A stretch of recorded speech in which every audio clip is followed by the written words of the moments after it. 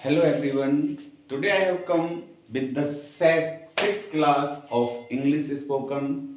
As you are watching, our today's topic is there and it, where we will use where we use there and it as a subject.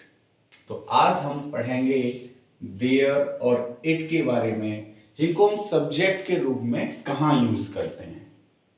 तो सबसे पहले चलते हैं हम there. There का एक meaning होता है जिसको हम बोलते हैं वहां। क्या बोलते हैं? वहां। आपने पढ़ा होगा हेयर एंड देयर के बारे में, यानी यहां और वहां। इसे एक प्रोनाउन के रूप में यूज करते हैं, है ना। देयर को हम THERE एक ये भी यूज करते हैं, है ना। इसको हम वहां की सेंस में भी यूज करते हैं। और ये वाला देयर एक क्या है? एडजेक्टिव है। क्या ये? एडजेक्टिव है। जब भी हम इसको एडजेक्टिव के रूप में यूज करते हैं उनका के लिए, किसके लिए? उनका, यानी तो समझ में आया। अब एक ये वाला देयर हम यहां पे एडजेक्टिव के रूप में यूज करते हैं, यानी वे अपने घर जाएंगे। तो इस सेंटेंस को हम जनरली कैसे बनाते हैं? They will go their home. तो यहां पे ये वाला जो देयर आएगा ना, वो ये वाला आएगा, क्योंकि ये देयर होम एडजेक्टिव के रूप में यूज हो रहा है। ओके, हम आपको जो बताने वाले हैं वो देयर का यूज हम सब्जेक्ट के रूप में कैसे यूज करते हैं, इसको आज हम पढ़ेंगे। जनरली ये दोनों ही प्रोनाउन क्या होता है, कंफ्यूजिंग वाले प्रोनाउन होते हैं, समझ में नहीं आता। इनको दोनों को ना हम डमी सब्जेक्ट कहते हैं। क्या बोलते हैं? डमी सब्जेक्ट कहते हैं। देखो, जब भी आप एक बार इन एग्जांपल्स को पढ़ोगे, there was a boy in the car. Car में एक लड़का था। There was a farmer in the jungle. जंगल में एक किसान था। There is a book on the table. Table पे एक किताब है। There will be a lot to do. करने के लिए बहुत होगा। There are two houses in that street. उस गली में दो घर हैं। There used to be a restaurant on this हिल। इस हिल पे एक रेस्टोरेंट हुआ करता था, या यहां इस पहाड़ी पर एक रेस्टोरेंट होता था। ठीक है ना। There was plenty of food. खाना बहुत था। तो हम इसमें एक चीज नोटिस कर रहे हैं इन सभी सेंटेंसेस में, that we are unable just find out the subject. हम यहां पे सब्जेक्ट नहीं फाउंड कर पा रहे हैं ना, सब्जेक्ट ढूंढ नहीं पा रहे हैं। यानी there was a boy in the car. Car में एक लड़का था। अब कार में एक लड़का था, अगर हम इस सेंटेंस को बनाएंगे तो एक कार में एक लड़का था, है ना। अपने आप में सेंटेंस बहुत अजीब सेंस में जा रहा है। तो हम इसमें जब सब्जेक्ट आइडेंटिफाई नहीं कर पाते हैं तो उस समय हम यहां पे किस तरीके से देयर का यूज करते हैं। There was a boy in the car. तो यहां पे गाड़ी में या कार में एक लड़का था। अच्छा, ये जो हेल्पिंग वर्ब है ये हमेशा अकॉर्डिंग टू सेंटेंस यूज होती है। हम ये जानना भी जरूरी है कि जो सेंटेंस है वो कौन से टाइम में बोला जा रहा है, प्रेजेंट में बोला जा रहा है या पास्ट में बोला जा रहा है या फ्यूचर में बोला जा रहा है। हमें ये ध्यान भी देने की जरूरत है। ठीक है ना। तो ये एक तो जैसे मैंने बताया कि जहां पे जब सब्जेक्ट आइडेंटिफाई नहीं होता है सेंटेंस में, तो वहां पे हम देयर का यूज करते हैं इस तरीके से। और कई बार आपने देखा होगा कि जब सेंटेंस में ऑब्जेक्ट नहीं होता, जैसे एक किसान था। अब एक किसान था, देयर वॉज अ फार्मर। एक राजा था, देयर वॉज अ किंग। एक कुत्ता था, देयर वॉज अ डॉग, है ना। जंगल में एक शेर था, there was a lion in the jungle. एक गांव में एक बुढ़ा व्यक्ति था, there was a old man an old man in a village, है ना। तो इस तरीके से हम देयर का यूज करते हैं। तो देयर का use, there was a boy in the car, है ना। There was a lion in the jungle. There was a hippopotamus in the जू।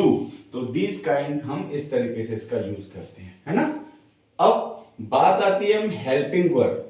ये सेंटेंस पास्ट यानी पास्ट में जा रहा है, इसलिए हमने यहाँ पे वॉज और वर्ब का। अब वाज और वर्ब, सिंगुलर सब्जेक्ट के लिए वाज, प्लूरल के लिए वर्ब। अभी हम कह रहे हैं कि इसमें जब सब्जेक्ट आइडेंटिफाई नहीं हो रहा है तो वाज और वर्ब कैसे लगाएंगे। ये डिपेंड करता है कि जिसके बारे में हम बात कर रहे हैं, है ना।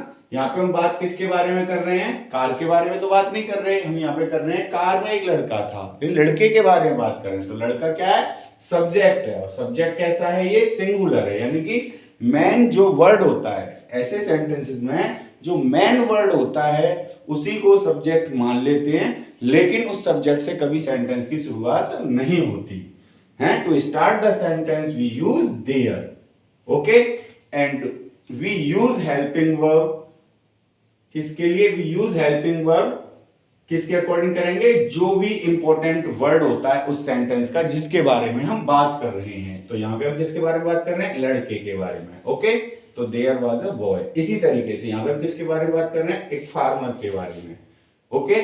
यहां पे हम किसके बारे में बात कर रहे हैं, एक बुक के बारे में जो टेबल पर है ना, एक किताब है जो टेबल पर है। इसी तरीके से there will be a lot to do, किसके बारे में, अ लॉट टू डू, काम करने के लिए बहुत होगा।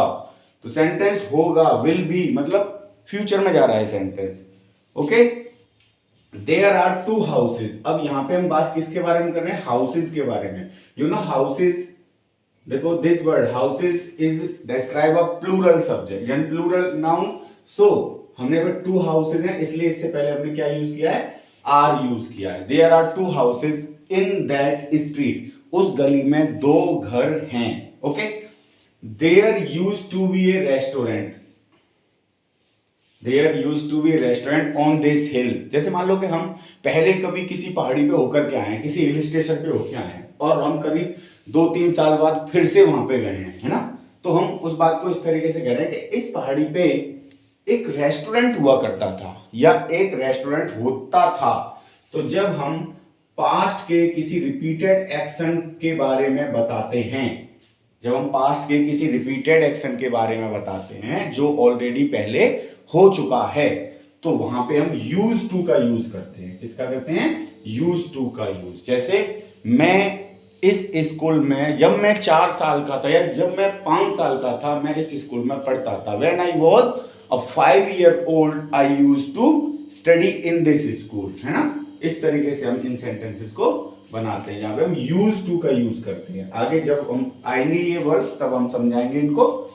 There was a plenty of food to eat, है, खाने के लिए बहुत सारा खाना था।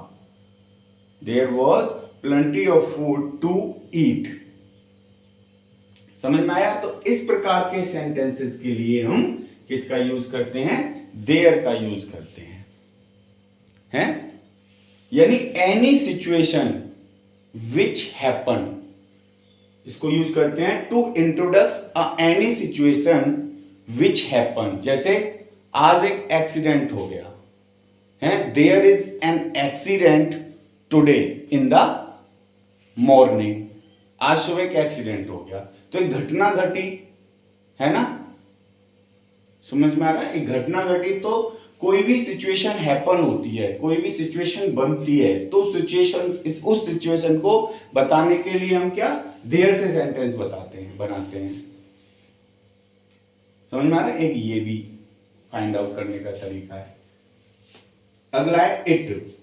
इट का यूज कहां करते हैं, इट का यूज जनरल सेंस में, जैसे it is nice being here, it is nice being here, it's a nice being here. It means, इस सेंटेंस का मतलब यहां पे आना, यहां पे होना एक अलग सी खुशी प्रदान करता है, यानी it's a nice being here, यहां पे होना एक अजीब खुशी प्रदान करता है, एक अच्छा फील होता है।